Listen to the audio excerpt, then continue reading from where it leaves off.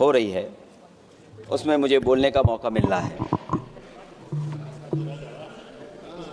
वंदे मातरम के आज हम 150वें वर्ष के बाद दोबारा हम लोग इस सदन में याद कर रहे हैं और हमें गर्व है इस बात का एक माध्यम बनाता था वो वंदे मातरम के गाने पर। आज जब 150 वर्ष हो रहे हैं मुझे बोलने का मौका मिला, इसके लिए मैं आपका बहुत बहुत आभार और धन्यवाद देता हूं। ये वंदे मातरम जिस तरह के हमारे पूर्व में कांग्रेस पार्टी के नेता गौरव गोगोई ने जो बात रखी, उस भावना से जुड़ता हुआ और वंदे मातरम की भावना से जुड़ता हुआ जिस समय कलकत्ता के कांग्रेस के अधिवेशन में रविन्द्रनाथ टैगोर जी ने गीत गाया, उसके बाद लोकप्रियता इसकी आम लोगों के बीच पहुंच गई। और जब कभी भी लोगों को अंग्रेजों के खिलाफ लड़ना होता था तो यही वंदे मातरम का नारा देकर के लोगों को जोड़ने का काम करते थे। हमारा कोई भी आंदोलन रहा हो, स्वदेशी आंदोलन रहा हो, उसमें भी हम लोग इसी नारे के साथ चले। वंदे मातरम को लेकर के हम लोग इतना देश को एकजुट कर दिए कि अंग्रेज घबराने लगे। और जब अंग्रेज घबराने लगे तो जहां कहीं भी वो देखते थे कि ये नारा लग रहा है, वहां पर देशद्रोही का कानून लगाकर लोगों को जेल भेज देते। ये भी इतिहास है कि जिस समय बंगाल में बच्चों ने गाना गाया, इस गीत को अपने क्लासरूम में गाया, उस समय भी अंग्रेजों ने उनके खिलाफ मुकदमा लगा के उन्हें जेल भेजने का काम किया। ये वंदे मातरम अंग्रेजों ने बैन भी कर दिया। 1905 से लेकर के 1908 तक बैन कर दिया गया और बैन के बाद भी लोग माने नहीं, हमारे क्रांतिकारी लोग माने नहीं और वंदे मातरम को हमेशा उन्होंने अपने दिल और दिमाग में रखा और जनता के बीच में इस आंदोलन को आगे बढ़ाते रहे। सभापति महोदय, जो हमारे सत्ता पक्ष के लोग हैं वो हर चीज को ओन करना चाहते हैं। ये 150वें वर्ष में जब हम वंदे मातरम याद कर रहे हैं, बंकिम चंद्र चट्टोपाध्याय जी को हम याद कर रहे हैं कि उन्होंने इतना महान गीत हमें दिया है।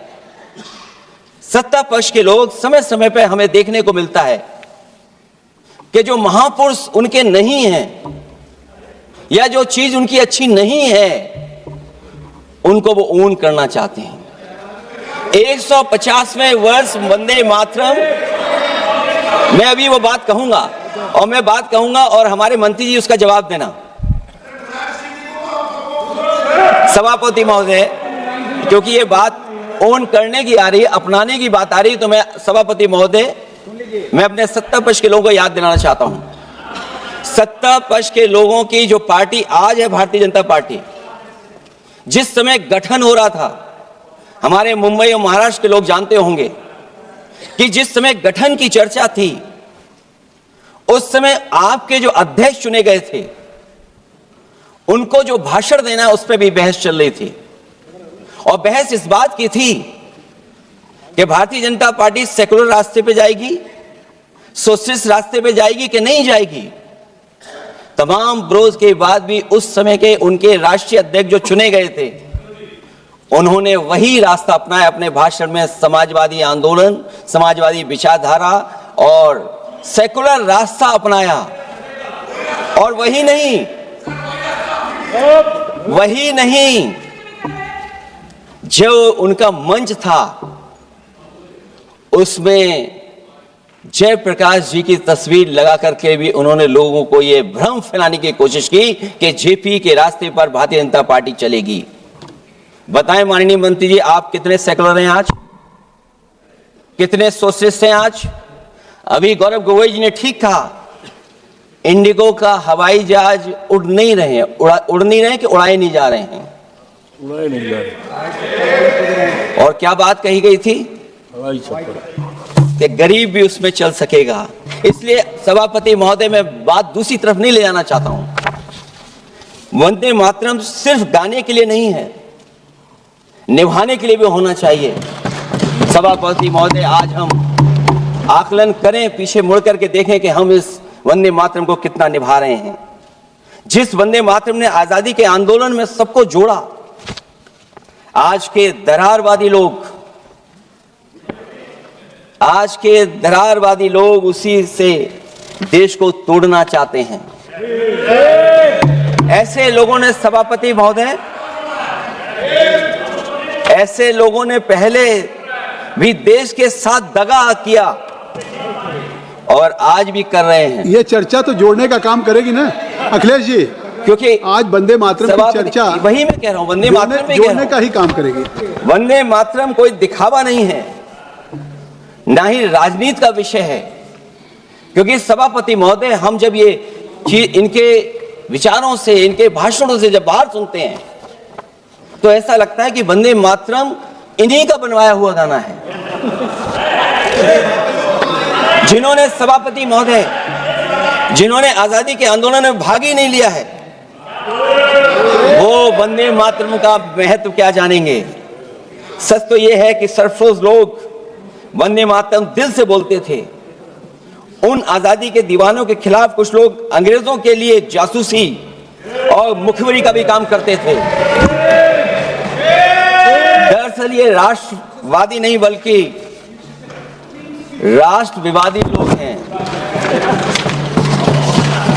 जहां विवाद करना हो, कभी अंग्रेज विवाद कर करके, डिवाइड कर करके, डिवीजन कर करके राज किया करते थे। सभापति महोदय, आज भी वही रास्ता कुछ लोग अपना रहे हैं। वो डिवीजन का रास्ता अपना रहे हैं, डिवाइड का रास्ता अपना रहे हैं, दरारवादी रास्ता अपना रहे हैं। इनका इतिहास खंगाला जाए कि इन्होंने आजादी के पहले और आजादी के बाद वंदे मातरम क्यों नहीं गाया। ये सभापति महोदय, आज जब हम वंदे मातरम पे इतनी चर्चा कर रहे हैं, जिस भाव से हम लोग यहाँ बैठे हैं, कम से कम ये भी खंगाला जाए इतिहास में कि वंदे मातरम कुछ लोगों ने कब गाया। उन मुखबरों से ये सवाल पूछा जाए कि स्वतंत्रता के बाद भी उन्होंने अपना गीत क्यों बनाया। उनकी एक रंगी सोच ने तिरंगा क्यों नहीं फहराया। वंदे मातरम सियासत के झूठे राष्ट्रवादियों के लिए नहीं है, गलत लोगों की गलत मंशा पूरा देश समझता है। और केवल यही नहीं ओन करते हैं, कभी कभी भारत माता का जो चित्र है, जो पेंटिंग कभी बंगाल के महान लोगों ने बनाई थी, सभापति महोदय इनको देख लीजिए और फिर बैठो।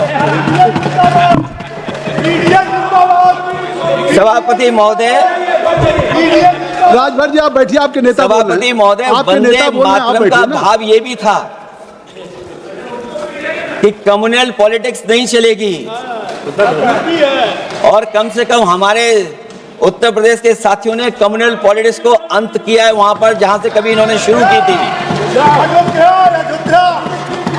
और सभापति महोदय, वंदे मातरम एक भाव के रूप में हमारे अंदर बसा है।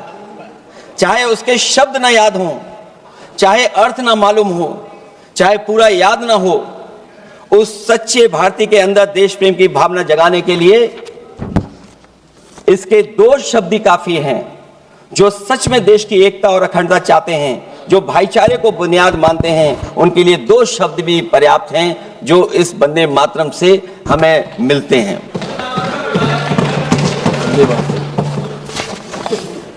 दूसरा किस्सा सुना दो अध्यक्ष महोदय।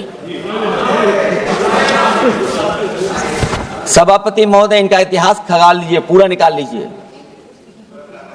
चुनावी सभाओं में कभी बाबा साहब भीमराव अंबेडकर जी की तस्वीर ये लोग नहीं लगाते थे। ये बात अगर सही हो तो बता दो।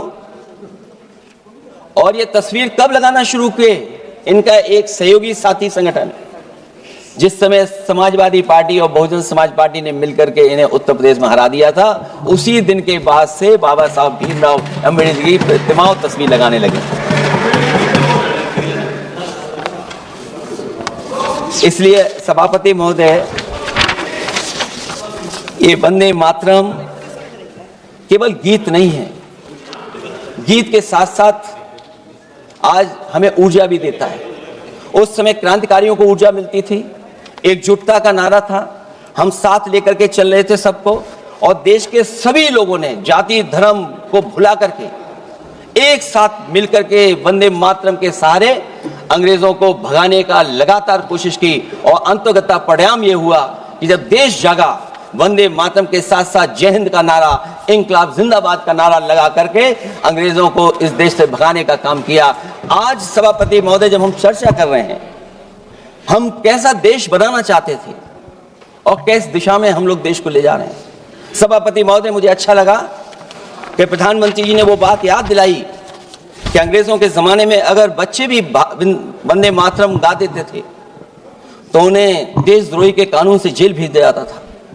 आज जब हम आजाद हो गए हैं तो आज देखिए उत्तर प्रदेश में क्या हो रहा है कि जो प्राइमरी स्कूल है वो बंद किए जा रहे हैं। 26,000 से ज्यादा स्कूल बंद हो गए, और जब बच्चों को पढ़ाने के लिए हम लोगों ने जिम्मेदारी उठाई, पीढ़ी के समाज के लोगों ने जागरूक होकर के पढ़ाने की कोशिश की, तो कभी अंग्रेजों ने मुकदमा लगाया था बच्चों पर देशद्रोह का। आजादी के बाद भारतीय जनता पार्टी की सरकार ने वहां पर मुकदमे उन पे लगाए जो पढ़ने गए और जो पढ़ाने गए।